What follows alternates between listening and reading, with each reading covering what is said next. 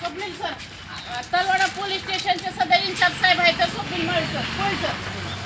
तर ह्याच्यामध्ये रोहितळ गाव जे आहे त्या गावचे हे सगळे लोक आलेले आहेत, महिला आलेल्या आहेत. गेल्या 1 महिन्यापासून त्यांचं आंदोलन सुरू आहे. परत आणखी त्यांनी 2-3 वेळेस आता पोलिसांनी पण सतत कारवाया त्यांनी केलेल्या आहेत आणि तरी सुद्धा धाब्यावाले जे आहेत ते दारू विक्री बेकायदेशीर करत आहेत. त्याच्या संदर्भानं आपल्या दामिनी दारू पीडित ज्या पीडित महिला होईल ज्यांच्या डोमेस्टिक व्हायलन्स होत आहे त्याच्यामुळे ही आमची संघटना काम करते.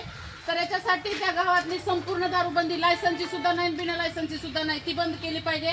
अवैध दारू विक्रेत्यावर व दारू विक्रीसाठी जागा देणाऱ्या माणसावर जे बिनगे कोणीतरी आहे त्याच्या जागा त्यांना दिलेली बेकायदेशीर दारू विक्रीसाठी त्याच्यावर सुद्धा कारवाई करून 6 आरोपी केलं पाहिजे.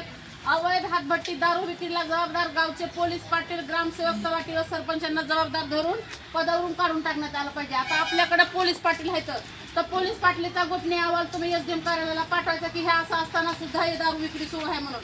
आता सध्या पोलीस पाटील सोबत आहेत म्हणून ते आमच्या सोबत आहेत, पण जर तरी सुद्धा जर दारू विक्री झाली तर त्यांचा अहवाल पाठवायचा आणि पगार काढायचा नाही असं आहे. बरोबर आहे का सर? म्हणजे मी चुकीचं बोलले असेल तर मला दुरुस्त करा. गावात प्रत्येक दारुड्या तिथे ग्रामपंचायत नोंदणी करणार आहे आणि सार्वजनिक ठिकाणी तिथं शाळेमध्ये अक्षरशः दारूच्या बाटल्या मिळतात, शौचालयामध्ये बाटल्या मिळायला लागल्यात, रोहितच्या शाळेमध्ये कॉन्डमचे पाकिटं सुद्धा मिळते तिथं.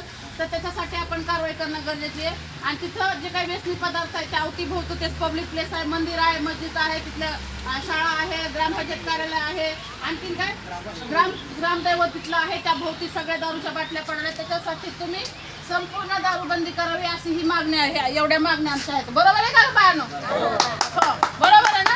याच्या संदर्भातलं हे निवेदन आहे. या निवेदनमध्ये DR गोरे, ज्ञानेश्वर रोहिदास गोरे, बाबू दगडू सानप, पद्माकर एकनाथ गायकवाड, साईनाथ रोहिदास गोरे, बाळू तुकाराम खरात यांच्यावर कायदेशीर कारवाई करावी, तसेच त्यांना अटक करण्यात यावी, गावातील संपूर्ण दारू बंद करण्यात यावी आणि अवैध दारू विक्रीसाठी जागा देणारे सोपान बाबासाहेब बिंगे यांच्यावरही कारवाई करण्यात यावी असं ह्या निवेदनात दिलेलं आहे. बरोबर आहे का हे?